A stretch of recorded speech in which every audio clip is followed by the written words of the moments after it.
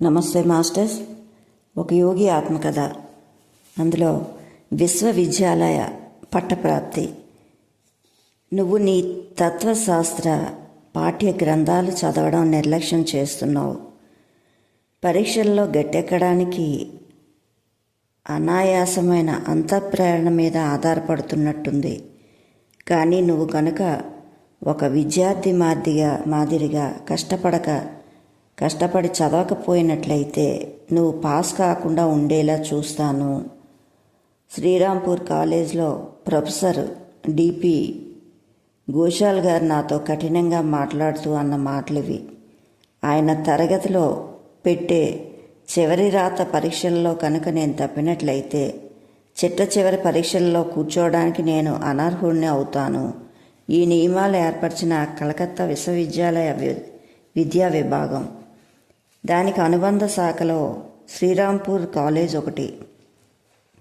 భారతీయ విశ్వవిద్యాలయాల్లో ఒక విద్యార్థి బిఏ చివరి పరీక్షల్లో ఏ సబ్జెక్టు పాస్ అవ్వకపోయినా ఆ మరుసటి సంవత్సరం మొత్తం అన్ని సబ్జెక్టుల్లోని పరీక్షకు కూర్చోవాలి. శ్రీరాంపూర్ కాలేజీలో మా అధ్యాపకులు మామూలుగా నన్ను దయతో చూసేవారు.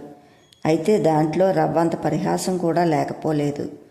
ముకుందుడు మత విషయంలో కాస్త మితిమించి మత్తెక్కి ఉన్నాడని తేల్చి పారేస్తూ తరగతి గదుల్లో వాళ్ళు వేసే ప్రశ్నలకు జవాబు చెప్పడానికి ప్రయత్నించే ఇబ్బంది కూడా నాకు లేకుండా చేసేవారు.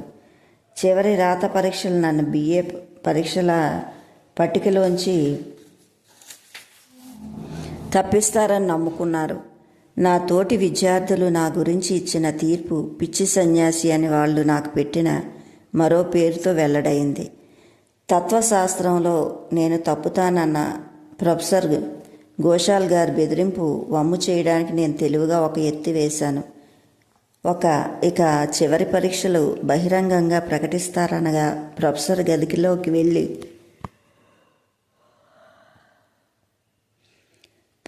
గదిలోకి వెళ్ళేటప్పుడు నాతో పాటు ఒక సహోద్యాయిని కూడా తీసుకెళ్ళాను.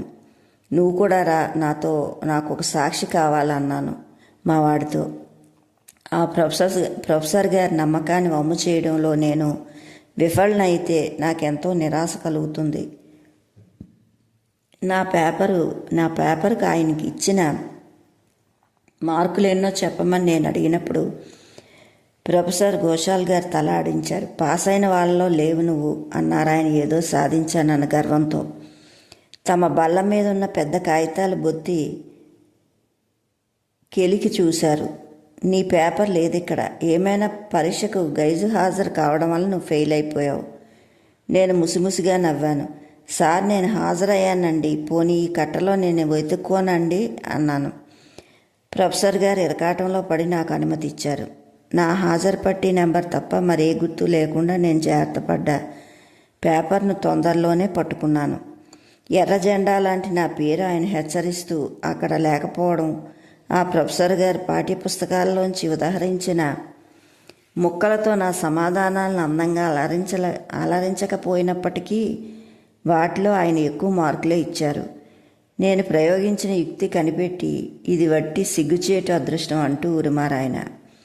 అయినా బిఏ ఫైనల్లో నువ్వు ఫెయిల్ అవడం ఖాయం అని ఆశాభావం వెలిబుచ్చారు. నేను ఇతర విషయాల్లో జరిగే పరీక్షల కోసం కొంత స్నేహితుల చేత చెప్పించుకున్నాను. ముఖ్యంగా నా ప్రియమిత్రుడైన మా శారద బాబాయ్ గారి అబ్బాయి ప్రభాస్ చంద్రఘోష్కి నాకు చాలా చెప్పాడు. అవస్థపడుతూ కాస్త ఊగిసలాడినా మొత్తం మీద నేను చివరి పరీక్షలన్నిటిలోని పాస్ అవ్వడానికి కావలసిన కనీస మార్కులు తెచ్చుకొని ఎలాగో బయటపడ్డాను. 4 ఏళ్ళు కాలేజ్ చదువు పూర్తయిన తర్వాత ఇక నేను బిఏ పరీక్షలకు కూర్చోడానికి అర్హుడినయ్యాను. అప్పటికి ఆ అవకాశాన్ని వినియోగించుకోగలనని కల్లో కూడా అనుకోలేదు. బిఏ డిగ్రీ కలకత్తా విశ్వవిద్యాలయ పెట్టే కఠిన పరీక్షల ముందు శ్రీరాంపూర్ కాలేజీ చివరి పరీక్షల చిన్న పిల్లల ఆటల్లాంటివి. దాదాపు ప్రతిరోజు నేను శ్రీ యుక్తేశ్వర్ గారి దర్శనానికి వెళ్తూ ఉండడం వల్ల హాలల్లో కాలేజీకి వెళ్ళడం ప్రవేశించడానికి నాకు టైమే మిగిలేదు. అక్కడ నా ఉద్యోగులు నేను గైజు హాజరు అయినప్పటికంటే హాజరైనప్పుడే ఆశ్చర్యం ప్రకటించేవారు. పొద్దున్న 9:30 సైకిల్ ఎక్కి బయలుదేరడంతో దాదాపు ప్రతిరోజు నా దినచర్య మొదలయ్యేది. ఒక చేత్తో గురువుగారికి అర్పించడానికి మా పాందీ వసతి గృహంలో తోటలో పూసిన పూలు కొన్ని పట్టుకొని వెళ్ళేవాడిని. గురుదేవులు నన్ను ఆప్యాయంగా పలకరిస్తూ మధ్యాహ్నం భోజనానికి ఉండిపోమ్మనేవారు. ఇక ఆ రోజు కాలేజీ బెడద తప్పినందుకు సంతోషిస్తూ ఆయన ఆహ్వానాన్ని తప్పకుండా హుషారుగా అంగీకరించేవాడిని. శ్రీ యుక్తేశ్వర్ గారి సాటిలేని జ్ఞానోపదేశాలు ఆలకిస్తూ ఆశ్రమ విధుల్లో సాయపడుతూనూ ఆయన గంటల తరబడి గడిపిన తర్వాత మనసు ఒప్పుకోకపోయినా 7 నడిరాత్రి వేళకు బయలుదేరి పాందీ వసతి గృహానికి వెళ్తూ ఉండేవాడిని. ఒక్కొక్కప్పుడు రాత్రంతా గురుదేవుల దగ్గరే ఉండిపోయేవాడిని. ఆనందంగా ఆయన సంభాషణలో ఎలా మునిగిపోయేవాడని అంటే చీకటి వేకువగా మారింది ఎప్పుడో కూడా గమనించేవాడిని కాదు. ఒకనాడు రాత్రి 11 గంటల వేళ నేను నా గదికి వెళ్తూ తిరుగు ప్రయాణం కట్టే ప్రయత్నంలో బూట్లు తొడుక్కుంటూ ఉండగా గురుదేవులు గంభీరంగా ఇలా అన్నారు. నీ BA పరీక్షలు ఎప్పుడు మొదలవుతాయి అన్నారు. ఇంకా 5 రోజులేనండి అన్నాను. నువ్వు వాటికి తయారుగా ఉన్నావు అనుకుంటున్నాను అన్నారు. భయంతో కొయ్యబారిపోయాను. నా బూటు గాలిలో ఎత్తి పట్టుకున్నాను. గురుదేవ, ఇన్నాళ్ళు నా అధ్యాపకుల దగ్గర కంటే మీ దగ్గరే గడిపానని మీకు తెలుసు. అలాంటప్పుడు ఈ కఠినమైన పరీక్షలకు వెళ్ళి ఆ నాటకం ఆడడానికి నేను ఎలా సిద్ధపడతాను అంటూ అభ్యంతరం చెప్పాను. శ్రీ యుక్తేశ్వర్ గారి కళ్ళు నా కళ్ళల్లో గుచ్చిగుచ్చి చూశాయి. నువ్వు వెళ్ళి తీరాల్సిందే అని. ఆయన కంఠ స్వరం నిష్ఠూరంగా ఒక శాసనంలా ధ్వనించింది. నీ నాన్నగారికి తక్కిన చుట్టాలకి ఆశ్రమ జీవితానికి నువ్విచ్చే ప్రాముఖ్యాన్ని విమర్శించడానికి మనం కారణం కల్పించకూడదు. నువ్వు పరీక్షలకు హాజరవుతావని నాకు మాట ఇయ్యి చాలు. నువ్వు రాయగలిగినంత బాగా రాయి చాలు అన్నారు. కన్నీళ్ళు ఆపుకోవడానికి వీలు లేకుండా నా మొహం మీద దారగట్టి కాడుతున్నాయి. గురుదేవ ఆజ్ఞ సబువుగా లేదని ఆయన ఆసక్తి టూకీగా చెప్పాలంటే కాలదోషం పట్టినటువంటిది అనిపించింది నాకు. మీరు కావాలంటే నేను తప్పకుండా హాజరవుతాను అన్నాను వెక్కి వెక్కి ఏడుస్తూ. కానీ సరిగ్గా తయారవడానికి వ్యవధి లేదండి అని చెబుతూ పరీక్షలకు రాయాల్సిన సమాధానాల్లో మీ ఉపదేశాలతోనే కాగితాలు నింపేస్తాను అన్నాను నాలో నేను గొనుక్కుంటూ. మర్నాడు నేను మామూలు వేళకి ఆశ్రమం అడుగుపెట్టినప్పుడు నేను ఇచ్చే పూలగుత్తి విచారగ్రస్తుడైన శ్రీ యుక్తేశ్వర్ గారికి సమర్పించాను.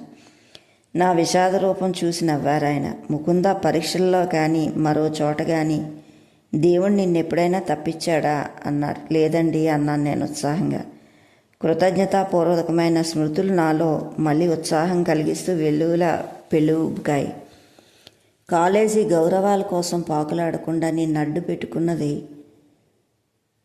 అడ్డుకున్నది దైవాన్వేషణపరమైన తపనే కానీ సోమర్తనం కాదు అన్నారు గురుదేవులు కనికరంతో. కాసేపు మౌనం వహించిన తర్వాత ఇలా ఉదహరించారు. మీరు మొట్టమొదట దేవుడి రాజ్యాన్ని, ఆయన ధర్మాన్ని అన్వేషించండి. అటు మీదట ఇవన్నీ మీకు అదనంగా సమకూర్చడం జరుగుతుంది. గురుదేవుల సన్నిధిలో నా బరువులన్నీ తేలిపోవడం 1000సారి నాకు అనుభవం అవుతుంది. ఆ పూట పగటి భోజనం మేము పెందలాడే ముగించుకున్న తర్వాత నన్ను పాందీకి తిరిగి వెళ్ళమని సలహా ఇచ్చారు ఆయన. నీ స్నేహితుడు రమేష్ చంద్ర దత్తు ఇంకా మీ వసతి గృహంలోనే ఉంటున్నాడండి. అతన్ని కలుసుకో. పరీక్షల్లో నీకు సాయపడ్డానికి ఈశ్వరుడు అతను ప్రేరణిస్తాడు. మంచిదండి. కానీ రమేష్ మామూలు అప్పటికంటే ఎక్కువగా చదువులో మునిగి ఉన్నాడు. మా క్లాసుకు గౌరవ కారకుడు అతను. పైగా అతని కోర్సు తక్కిన వాళ్ళందరి దానికంటే ఎక్కువ భారమైనది. గురుదేవులు నా అభ్యంతరాలన్నీ తోసిపారేశారు. రమేష్ నీ కోసం వెసులుబాటు చేసుకుంటాడు, ఇంక వెళ్ళు అన్నారు. సైకిల్ తొక్కుంటూ పాందీకి వెళ్ళాను. వసతి గృహం ఆవరణలో నేను కలిసిన మొట్టమొదటి వ్యక్తి విద్వాంసుడైన రమేషే. అన్ని రోజులు అతనికి తీరికే అన్నట్టు నేను వెనకాడుతూ కోరిన కోరికను అతను సౌమ్యంతో అంగీకరించాడు. తప్పకుండా నీకు కావాల్సిన సాయం నేను చేయడానికి సిద్ధం అన్నారు అతను. ఆ రోజు తర్వాత మరికొన్ని రోజులు గంటల తరబడి నాకు రకరకాల సబ్జెక్టులు చెప్పాడు. ఇంగ్లీషు, సాహిత్య పరీక్షలు, చాలా ప్రశ్నలు, చైల్డ్ హోరాల్డ్ ప్రయాణం చేసిన దారికి సంబంధించి ఉంటాయని నా నమ్మకం అన్నాడు నాతో. మనం వెంటనే అట్లాస్ ఒకటి సంపాదించాలి అని. నేను వెంటనే మా శారద బాబాయ్ గారి ఇంటికి ఊరికి అట్లాస్ ఒకటి ఎరుగు తెచ్చాను. బైరన్ సృష్టించిన కల్పిత కథానాయకుడి యాత్రలో సందర్శించిన ప్రదేశాల్ని యూరప్ మ్యాప్లో గుర్తుపెట్టాడు రమేష్. అతను నాకు చదువు చెప్పగా వినడం కోసం మా సహోద్యోగులు కొంతమంది చుట్టూరా మూగారు. రమేష్ నీకు తప్పుడు సలహా ఇస్తున్నాడు అంటూ వ్యాఖ్యానించాడు వాళ్ళలో ఒకడు.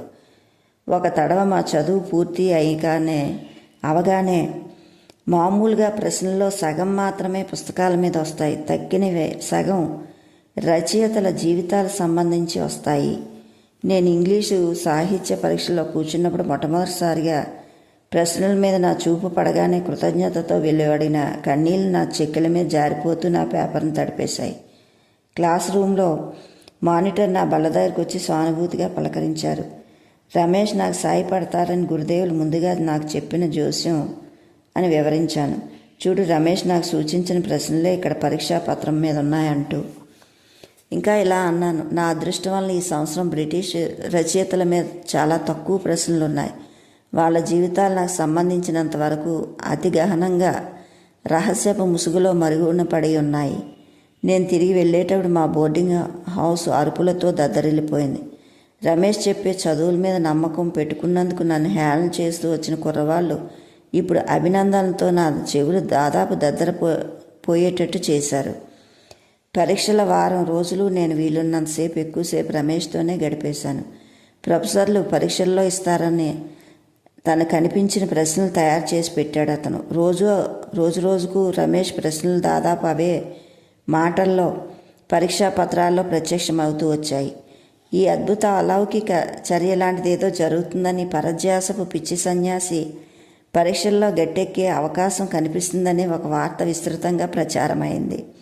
ఇందులో యథార్థాలు కప్పిపుచ్చడానికి నేనేమాత్రం ప్రయత్నం చేయలేదు. కలకత్తా విశ్వవిద్యాలయ విద్వాంసులు తయారు చేసిన ప్రశ్నలన్నీ మార్చడానికి అధికారం ఇక్కడ అధ్యాపకులకు లేదు. ఆంగ్ల భాషా సాహిత్య పరీక్షల గురించి ఆలోచిస్తూ ఒకనాడు పొద్దున్న నేను ఘోరమైన తప్పు చేశానని గ్రహించాను. కొన్ని ప్రశ్నలు 2 భాగాలుగా ఇచ్చారు. ఏ కానీ, బి కానీ, సి కానీ, డి కానీ. నేను ఒక్కొక్క భాగంలో ఒక్కొక్క ప్రశ్న ఎన్నుకోవడానికి బదులు మొదటి భాగంలోవే 2 ప్రశ్నలు జవాబు రాసి అజాగ్రత్త వలన రెండో భాగాన్ని పట్టించుకోలేదు. ఆ పేపర్లో నేను తెచ్చుకోగల ఎక్కువ మార్కులు 33 పాస్ కావడానికి 36 మార్కుల కన్నా మార్కులు తక్కువ. వెంటనే గురువుగారి దగ్గర పరిగెత్తి నా బాధను వెళ్ళగక్కున్నాను. గురుదేవా, నేను క్షమించడానికి తప్పు చేశాను. రమేష్ ద్వారా దేవుడి ఆశీస్సులు పొందడానికి నేను అర్హుడిని కాదు. నేను పూర్తిగా పనికిమాలిన వాడిని. హుషారుగా ఉండు ముకుందా అన్నారు గురుదేవులు. శ్రీ యుక్తేశ్వర్ గారి స్వరం మాధవం నిత్యంతా కనిపించాయి. ఆయన నీలాకాశం వైపు చూపించారు. అంతరిక్షంలో సూర్యచంద్రులు తమ స్థానాలను మార్చుకోవడమైనా జరగవచ్చు, కానీ డిగ్రీ సంపాదించడంలో నువ్వు ఫెయిల్ కావడం జరగదు అన్నారు. ప్రశాంత మనస్థితిలో నేను ఆశ్రమం నుంచి బయటకు వచ్చాను. అయితే నేను పాస్ కాగలడం గణిత శాస్త్రీయంగా అన్యూహంగానే కనిపిస్తోంది. 1-2 సార్లు బెదురుగా ఆకాశంలోకి చూశాను. దినరాజు తన మామూలు కక్షతో సురక్షితంగానే కనిపించాడు. నేను పాందీకి చేరేసరికి మా సహధ్యాయుడు ఒకడు అన్నమాట నా చెవిన పడింది. ఇంగ్లీష్ సాహిత్యంలో పాస్ కావడానికి రావాల్సిన మార్కు మొట్టమొదటిసారిగా ఈ సంవత్సరం తగ్గించారని నాకు ఇప్పుడే తెలిసిందన్నారు. నేను అబ్బాయి గదిలోకి జోరుగా పరిగెత్తేసరికి అతను కంగారు పడిపోయి చూశాడు. నేను అతన్ని ఆతృతగా ప్రశ్నించాను. జడదారి సన్యాసి నన్ను చూసి నవ్వుతూ, చదువు సంధ్యల మీద ఇంత హఠాత్తుగా ఆసక్తి పుట్టుకొచ్చిందే నాయన. చివరి క్షణంలో ఇలా గోల పెట్టడం దేనికి? కానీ పరీక్ష పాస్ అవ్వడానికి రావాల్సిన మార్కులు ఇప్పుడే 33కు తగ్గించడం మాత్రం నిజం అన్నాడు అతను. ఆనందంతో 4 ఉరుకుల్లో నా గదిలోకి వచ్చి పడ్డాను. మోకాల మీద వాలి పరమేశ్వరుని గణిత శాస్త్ర పరిపూర్ణతకు జోహార్లు అర్పించాను. రమేష్ ద్వారా నాకు దారి చూపిస్తున్న అటు స్పష్టంగా అనుభూతమవుతున్న ఒకానొక ఆధ్యాత్మిక శక్తి ఉనికి స్పృహలో ఉండడం ప్రతిరోజు నేను ఆనందంతో పులకితుడయ్యాను. బెంగాలీ భాష కోర్సుకు సంబంధించిన పరీక్ష విషయంలో చెప్పుకోదగ్గ సంఘటన ఒకటి జరిగింది. ఒకనాడు పొద్దుట ఆ కోర్సుకు చదువు చెప్పిన రమేష్ పరీక్ష హాల్లో వెళ్ళడానికి బోర్డింగ్ హౌస్ నుంచి బయలుదేరుతూ ఉండగా నన్ను పిలిచాడు. రమేష్ నీ కోసం అరుస్తున్నాడు అన్నాడు ఒక క్లాస్మేట్ చిరాగ్గా. వెనక్కి వెళ్ళకు, పరీక్ష హాల్కి వెళ్ళడానికి ఆలస్యం అయిపోతుంది అని. అతని సలహా పట్టించుకోకుండా బోర్డింగ్ హౌస్కు పరిగెత్తాను. మామూలుగా మన బెంగాలీ కుర్రాళ్ళు బెంగాలీ పరీక్షల్లో సులువుగా పాస్ అవుతారు అన్నాడు రమేష్. కానీ ఈ ఏడాది ప్రొఫెసర్లు పాఠ్యపుస్తకాల మీద ప్రశ్నలు అడిగి విద్యార్థులకి ఊచకోత కొయ్యాలని ఎత్తివేసినట్టుగా ఇప్పుడే నా మనసుకు తట్టింది. తర్వాత అతను 19వ శతాబ్దం తొలికాలంలో ప్రసిద్ధుడైన విద్యాసాగర్ అనే బెంగాలీ ప్రజాహితకారుడి జీవితంలో 2 కథలు టూకీగా చెప్పాడు. నేను రమేష్కి ధన్యవాదాలు చెప్పి సైకిల్ ఎక్కి గబగబా పరీక్ష హాల్కి వెళ్ళాను. అక్కడ బెంగాలీ పరీక్ష పత్రంలో 2 భాగాలు ఉండడం గమనించాను. మొదటి ప్రశ్న ఏమిటంటే విద్యాసాగర్ల దాన ధర్మాలకు 2 ఉదాహరణలు రాయండి అని. అంతకుముందే గడించిన జ్ఞానంతో నేను సమాధాన పత్రం మీద బదలాయింపు చేస్తూ రమేష్ చివరి క్షణం పిలుపును ఖాతరు చేసినందుకు దేవుడికి చిన్నగా ధన్యవాదాలు చెప్పుకున్నాను. విద్యాసాగర్ల ఉపకారాలు కనుక నాకు తెలిసి ఉండకపోతే నేను బెంగాలీ పరీక్షలో పాస్ అయి ఉండేవాడిని కాదు. 2వ ప్రశ్న పత్రం ఇది. నిన్ను ఎక్కువగా ఉత్తేజపరిచిన ఒక వ్యక్తి జీవితాన్ని గురించి బెంగాలీలో ఒక వ్యాసం రాయండి అన్నారు. పాఠక మహాశయ, కథా వస్తువుకి నేను ఎన్నుకున్న వ్యక్తి ఎవరో మీకు వేరే చెప్పనక్కర్లేదు. పేజీలు వెంబడి పేజీలుగా మా గురుదేవుల శృతితో నింపేస్తూ ఉంటే మీ ఉపదేశాలతోనే నా కాగితాలు నింపేస్తామని గొణుక్కుంటూ చెప్పిన జోస్యం నిజమవుతుందని గ్రహించి చిన్నగా నవ్వుకున్నాను. తత్వశాస్త్రంలో నా కోర్సు గురించి రమేష్ను అడగబుద్ధి కాలేదు. శ్రీ యుక్తేశ్వర్ గారి సన్నిధిలో చాలా కాలం పొందిన శిక్షణ మీద విశ్వాసం ఉంచి పాఠ్యపుస్తకాల వివరణ ఉపేక్ష చేశాను. నా పేపర్లో అన్నిటికంటే ఎక్కువ మార్కులు వచ్చింది తత్వశాస్త్రం పేరులోనే. మిగిలిన సబ్జెక్టుల్లో అత్యవసర మార్కులే వచ్చాయి. స్వార్థరహితుడైన మా స్నేహితుడు రమేష్ ప్రశంసనీయమైన శ్రేణిలో పట్టం పొందాడని రాయడం నాకు ఆహ్లాదకరమైన విషయం. నేను పట్టభద్రుని అయినందుకు నాన్నగారు ముసిముసి నవ్వులు నవ్వుకున్నారు. నువ్వు పాస్ అవుతావని అనుకోలేదు ముకుందా అని ఉన్నమాట చెప్పేశారు. మీ గురువుగారి దగ్గరే ఎక్కువ కాలం గడిపేస్తూ ఉంటావు. మా నాన్నగారు పైకి చేయని విమర్శను నిజానికి గురుదేవులు సరిగ్గానే కనిపెట్టారు. నా పేరు వెనక బిఏ డిగ్రీ చూసుకునే రోజు ఎప్పటికైనా వస్తుందన్న నమ్మకం చాలా ఏళ్లపాటు లేదు నాకు. అది భగవత్ ప్రసాదంగా వచ్చిందన్న ఆలోచన లేకుండా నేను ఆ డిగ్రీని ఉపయోగించడం అరుదు. ఏదో నిగూఢమైన కారణం వల్ల నాకు ఆ డిగ్రీ ప్రసాదించడం జరిగింది. కాలేజీలో చదువుకున్న వాళ్ళు తాము దిగమింగిన జ్ఞానంతో చాలా కొద్దిమంది మాత్రమే పట్టభద్రులైన తర్వాత తమకు మిగిలిందని అంటూ ఉండడం అప్పుడప్పుడు వింటూ ఉంటాను. వాళ్ళు ఆ విధంగా ఒప్పుకోవడం విద్యా విషయంలో నిస్సందేహంగా నాకున్న లోపాలకు ఒక్క రవ్వ ఊరట కలిగింది. 1915 జూన్ నెలలో నేను కలకత్తా విశ్వవిద్యాలయం నుంచి డిగ్రీ తీసుకున్న నాడు మా గురుదేవుల పాదాల మీద వాలి ఆయన ప్రాణశక్తిలోంచి నా ప్రాణశక్తిలోకి ప్రసరితమయ్యే అన్నింటికీ ఆయనకి కృతజ్ఞతలు తెలియజేసుకున్నాను. లే ముకుందా అన్నారు ఆయన. సూర్యచంద్రుల స్థానాన్ని మరో విధంగా మార్చడం కంటే నిన్ను పట్టభద్రుని చేయడమే ఎక్కువ సౌకర్యంగా ఉంటుంది ఆ ఈశ్వరుడికి అని అన్నారు. Okay masters, thank you. Like, share, subscribe.